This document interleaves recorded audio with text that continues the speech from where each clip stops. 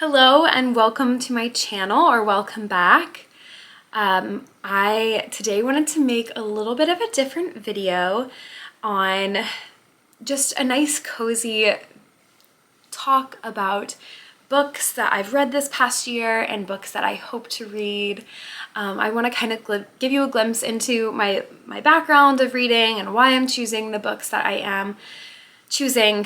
I really just want this to be very conversational, like friend to friend, just talking about something that I thoroughly and truly love, which is books. But before we get into it, I just wanted to wish you all a very happy holiday season. I hope you all had a great December and hope you all have a great January as well. I know December for us is absolutely chaotic, but just abundant with blessings, and so I was so thankful to finish out the year the way we did. I'm so encouraged to start this new year with my resolution of reading more books. You can find me on Goodreads to see how dismally I've failed at every single book resolution I've made in past years, but hopefully I will be able to actually read up to my goal, if not surpass it this year. You know, I graduated from college a couple of years ago and had a child shortly thereafter, and I've been working, you know, either navigating becoming a new mom or working ever since I graduated. And so now that I'm finally in this different stage of life, now that my daughter's 3 and I'm not working any longer, I really hope that I will be able to read a lot more this year. So I'm very excited for that. But actually it hasn't always been this way. I actually really disliked reading as a child. Occasionally I would find books that I really resonated with and enjoyed, and I would read them over and over. I've read the Hunger Games series, but I've read the Harry Potter series probably, I don't know, 3 or 4 times all the way through, if not more. But I kind of always just assumed that maybe I just kind of liked this specific book, but I didn't truly enjoy reading. And that's kind of the impression that I've always had until I was a senior in high school. And I took AP Literature and Composition. And basically the way AP Literature and Composition works is they give you a list of books and they say, read as many of these as you can, because on the AP test, they're going to ask you questions about that could apply to many of these books. And you'll have to write an essay. And you don't know what the essay question is going to be. You don't know which books are going to be applicable, so you just have to read as many as you can, so that way you'll be prepared to answer the question. And so I started off by reading Jane Eyre, and I absolutely loved it. I still consider it to be one of my favorite books because of the way it kind of sparked my love for reading after that. It is a bit slow at the beginning, but near the middle and end, it's an absolutely beautiful story. And then from there I read, I believe it's 1984. I always get those numbers mixed up. I think it's 1984 by George Orwell. Loved that one as well. Then from there I read Pride and Prejudice, and I had read a few other short stories and things like that. And I just thoroughly enjoyed all that reading. And I think it was kind of around that time that I was like, oh, is this what all good books, like good well-written literature, is like? Because if so, maybe I love reading. And thankfully, when I went on to college, I was able to participate in an honors program that followed the Great Books model, which essentially is just that you read great pieces of classic literature as a class. Everyone who's in the honors program, they go to class together, they read this book, they come to class, and they discuss it. And I went to a Christian college, so we often read things from a Christian perspective and discussed it in that way, and I just truly enjoyed that. It was very transforming to my brain, the way I see the world. It was transforming to my faith, and I'm just so forever grateful that I was able to be nurtured by that class in the way that I was. And so that really deepened my love for reading even more, and truly helped me discover what books I actually enjoy reading. I realized kind of at that time I really don't love poetry or heavily symbolic readings. Those really aren't for me. We kicked it all off with the Aeneid, written by Virgil, which is supposed to be kind of like an unofficial sequel to Homer's Iliad and Odyssey. And I just truly did not enjoy that book very much. And we read other things, and I can recognize that it is good. We read some poems by, I think it was Christina Rossetti. Did not enjoy them. Like, it just really was not my jam. But I learned that I love philosophical books, and I love just books that are just a little bit more laid out logically and things. And it's not that I can't handle any symbolism. It's just when you have to like see the symbolism in every single sentence, that's when it becomes a little overwhelming for me personally. And so I really just like learned a lot about myself as a reader. So I would say my favorite genres include Christian literature, like Christian fiction as well as nonfiction, philosophy. I would say I enjoy mystery books. I always have. I enjoy fantasy books, adventure books. Yeah, I would say those are definitely some of my favorite genres. And so, and like classic literature, classic nonfiction for sure. So I wanted to share with you some of the books that I read this past year, as well as some of the books that I intend to read this year. So I didn't read very many books last year, so I guess I'll just start with those. Hold on a second. Okay, so this isn't every book that I read this year, but kind of gives you an idea. So part of my goal in reading more is to also prepare myself to homeschool my daughter. She's 3, so you know, in the next few years, I'm gonna want to homeschool her, and I'm not exactly sure what direction I want to take, like what books I want to read with her, or you know, if I want to like kind of like let her guide that path, maybe not right away. I don't know. I'm still figuring it out, but part of figuring it out is that I am trying to read as much as I can, especially when it comes to children's literature. So you'll kind of see that as a theme. And honestly, I just love incorporating children's classic literature into my book list because I find that it still is so beautifully written and so well written, but kind of gives me a mental break from maybe some of the harder or deeper or nonfiction things that I'm reading. So I just love to intersperse them, especially kind of after harder reads, like harder mentally or harder emotionally. So this isn't in the correct order necessarily, but I did read Tuck Everlasting this past year. I've never read it before, and it was a very quick read. I quite enjoyed it, to be honest. I prefer the movie just a bit. It's been quite a while since I've seen the movie, but if I remember correctly, there's more of a love story between the main boy and girl character. In the book, it's not so. And I just love a good love story. So, you know, I really enjoyed the way they incorporated that into the movie. Although, like, when you read the book, you're like, and that's in the back of your mind of like, oh wait, they're in love though, right? Like, it's a little bit more creepy. I think in the movie they aged up the main girl a little bit. Like, instead of being 9 or 10 or however old she is in the book, she's like 13 or 14. So it makes it a little less weird, but it was a very good book. It was a very easy read and just a sweet little story that I think a lot of kids find easy to connect to.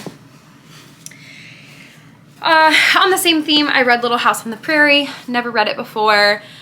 Still a good book, but a little bit slower paced than Tuck Everlasting, a bit longer as well. But it was really good. I didn't realize that this was the second book in the series, and I actually have the first book, and so hopefully I can read that this year as well. And then I read Fahrenheit 451. I've read this before. I actually read it in Great Books in college. I was supposed to read it in high school, but we like had skipped over it for some reason. So I didn't read it until college. I thoroughly enjoyed it, and I wanted to read it again. It was very good the second time, but I think I may have preferred it the first time. Just kind of like, I don't know, the second time I was just kind of like waiting for things to happen. I was like, when does this happen? When does this happen? Like, come on, hurry up. And so, yeah, it was just, I really like the ending of this book. I think I just couldn't wait to get there. So I read a couple other books as well. One that I had read in middle school, Wednesday Wars. Another one that I had read in middle school called Spirit Bear. I remember really enjoying them when I was in school, and so I wanted to read them again. And yeah, they were good. I really like Wednesday Wars. It's about a middle schooler who kind of thinks Shakespeare's lame, and then by the end of the book he loves Shakespeare and whatever, and so I kind of resonate with that story now as an adult, and so yeah, I felt like that was a really good read. And then I had mentioned that I sat in on a Great Books seminar class, I think. Did I mention that to you guys? I don't remember. But I was able to sit, oh, no, I didn't. So essentially what happened was I had gone to campus last semester, and I was able to sit in on a Great Books seminar class, and the professor gave me this book, and I was able to read it and participate in the class just like the good old days, which was really exciting. And the seminar class that I sat in on was, it just happened to be on the writings of C.S. Lewis, who I absolutely love. And this actually ended up being one of my favorite books by him. Not that I've read them all, but I've read quite a few. And I'm hoping to kind of like, I don't know, maybe not finish up the collection this year, but read a good majority of some of his other works that I already own. Which is a big goal of mine, just to read all the books that I have never read before. So I have quite a few of his that I would like to read this year. But the really cool thing about the Great Book seminars is that I actually, for my thesis that I was telling you about, I had created a class for my school that approached biology from a classical perspective. And so they actually ended up using that class for a Great Book seminar. So that was really cool, but obviously like I wasn't there for that one, so I didn't get to experience it myself, but yeah, so that's kind of, I don't know, that's kind of my background, that's kind of like what I've been reading, my story, where I come from. So yeah, but also this was a really great read, and if you like Greek mythology and C.S. Lewis, you will absolutely love this book. Yeah, it's very good. So let me get into some of the books that I'm very excited to read this year, or books that I am already reading. I finished off the year, I only needed 3 more books to meet my goal of 10 books last year. Yes, I am a little bit embarrassed that I only read 7 books last year, but it's more than I have read in the past. So, you know, it's a fresh year, and we're just gonna see how many we can do this year. But yeah, I was 3 books short, but I am currently reading 5 books. So I just hadn't finished any of them to be able to contribute to my book count for last year. So let me run through the books that I'm currently reading. The first one is Sheet Music. So this is a nonfiction book about sexual intimacy in marriage, and it's from written by a psychologist from a Christian perspective. I'm reading this with my husband, and we're quite enjoying it. We've read quite a few books similar to this, and this is probably one of my personal favorites. All right, and again, these aren't really in any order whatsoever. I actually have not started reading this, but this is one of the next ones in my pile. And I was going to read it, I was going to start it last week when I was going on a long car ride, and I just didn't. I had an embroidery project I was finishing up, and I never got around to this. But yeah, The Great Divorce by C.S. Lewis. In the seminar class I was able to sit in on, the kids were talking about this book. They had just finished it and they really liked it. So I was like, oh, maybe I'll read that one next. So I got this for Christmas.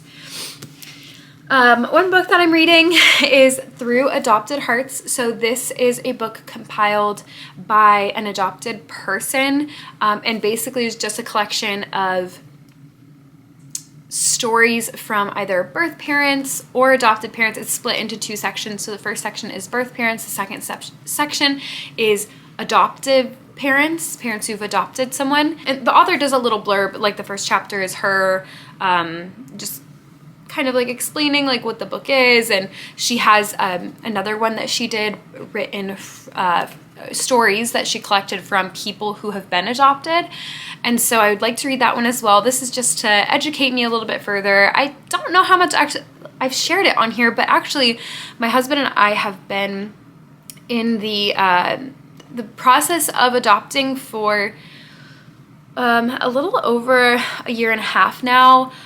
So the first like 6 or 7 months was just us waiting to get a spot in the Christian adoption agency we want to use is Christian based, it's ethical, it's small, like they only have a few social workers, and so it just takes them quite a while to get through cases. And they also really try to help birth mothers, and so if the birth mother ends up not needing to make an adoption plan because of the resources that they've been able to give her, then obviously it helps it move slower because the birth mothers are able to raise their own children, which is so beautiful. And so we definitely wanted to make sure we were pairing with an ethical agency. And so it took us about 7 months to even get in. And then there was like a 9-month application and education process, and we are about to start the home study. So, but I definitely just wanted to be as educated as possible, to be able to have as much empathy as possible for the situation and be as just knowledgeable, like, so I don't do something just silly and ignorant. Definitely wanted to educate myself. This book, as well as the others written by Elena S. Hall, were suggested to me in that process, the education process, and so I've been reading this one. It's quite hard for me to read, even thinking about it. It makes me really emotional, so I can only read a couple pages of this at a time, and then I have to switch to something else because it's just it just really pulls up a lot of emotions in me. So, so I'm reading that book as well. And then I've also been reading The Book Thief for I don't even know how many months, quite a few. It's very good, but again, is just a bit heavier on me emotionally.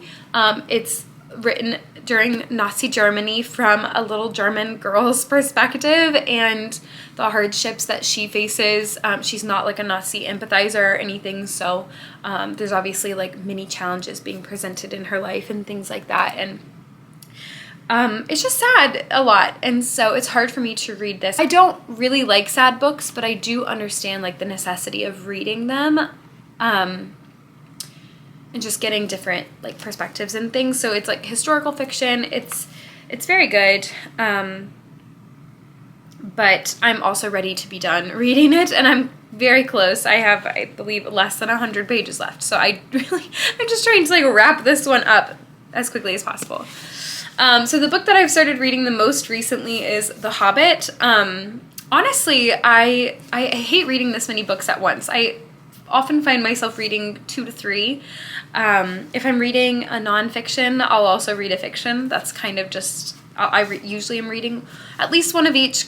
Currently I'm reading 2 of each. I'm reading 2 nonfiction and 2 fiction, which is actually pretty typical because usually me and my husband are reading a book together. It's usually nonfiction. I am often reading a nonfiction book on my own, and then as far as fiction, if I really like the book, like if I was done with The Book Thief, I wouldn't read a second one. I would just be finishing The Hobbit. Often I feel like if it's very heavy, it's difficult for me to get through, and I was reading 2 books that were both just very heavy, and so I found myself doing anything but reading. Like I just was like, I can't. It's not like I just can't like subject myself to that right now. But what I've found is that if I read a chapter of The Book Thief and then I read a couple stories from Through Adopted Hearts, then I'll like reward myself by reading a couple chapters of The Hobbit, and that's like how I get myself to read a bit more. But before I started reading The Hobbit, I just was not reading at all. So that has helped me to be reading a lot more. But yeah, so I'm reading all of those. Oh, and I actually have another book that I'm technically reading. It's a Bible study book. Oh man, I wish I had brought it with me, but it's called Sanctified, and it's just like a book, a study through 1st and 2nd Peter. I'll see if I can link it in the description. It's a good study. I haven't done very many studies like that before, where I like buy a book and it guides me through a study, but I'm actually technically doing 2. The other one is a bit of a different situation, but I'm enjoying it. So I think I would recommend that book and maybe even seek out others from like that same program. So we'll see. Okay.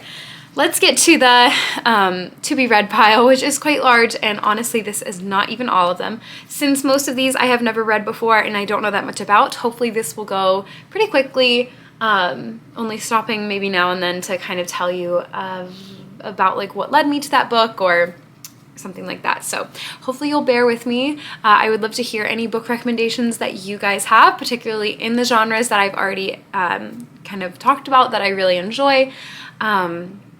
You can follow me on Goodreads and we can share reviews and recommendations together. But I do love reading, and I really wanted to make this a bigger part of my channel, especially because my channel I feel like is really morphing into a lot of different things, but one of my big focuses, especially over on Instagram, again, my Instagram is linked in the description if you'd like to follow, but my main emphasis over there is giving kind of like preschool, homeschool recommendations and educational play, things like that. I make a lot of content about that. I figured this would be a really easy thing to incorporate because, again, I am doing this a lot to prepare for homeschool.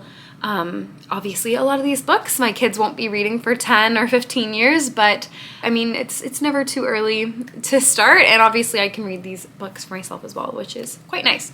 Anyways, so let's just go ahead and get into it. I would like to read The Abolition of Man by C.S. Lewis. Again, it's just one that I own. I actually got this for Christmas as well, and I'd like to read pretty much everything that he's written because I just really appreciate him as an author. So this is one I'd like to read. To be honest, I really don't know that much about it. Like, I don't really know what it's about, but I don't really care because I just enjoy everything written by him for the most part. Okay, the next three all go together. Again, kind of following the theme of Christian literature, although I believe this one is nonfiction.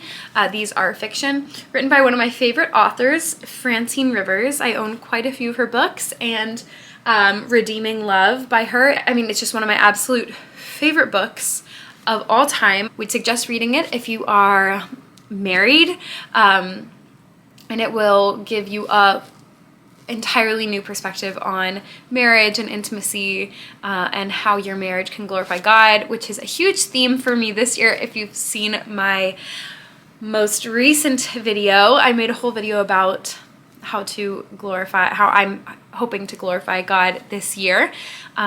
So check that out if that's something that resonates with you, and read that book, Redeeming Love by Francine Rivers, and you'll be set on a good path. So this is a series, A Voice in the Wind. Oh, Mark of the Lion is the name of the series. So the first one is A Voice in the Wind, An Echo in the Darkness. These are all pretty long books. She tends to write very long books, but I read them very quickly because they're just very good. And then As Sure as the Dawn. So those are the three that are part of the series. I'm interested to read them. It seems like, you know, with all these people posed in front of the Colosseum, it seems like it may take its setting from the ancient Rome, and maybe even like contemporary with Jesus. I'm not quite sure, but my Nana actually read these, or at least one of them, and she said it was good, but a little bit intense for her, and so I thought maybe that would mean it's perfect for me. So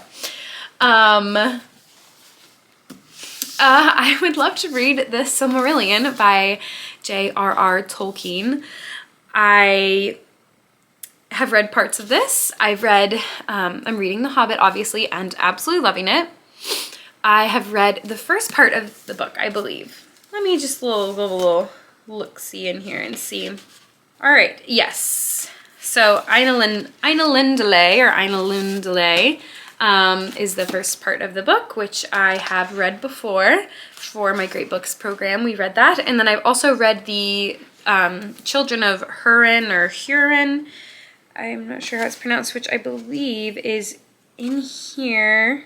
I'm not exactly sure, but I believe that one of the parts of this book, this is almost, I think, written to be like a history textbook or like a Bible for this, like, people, you know, the people that J.R.R., you know, the whatever, you know what I mean.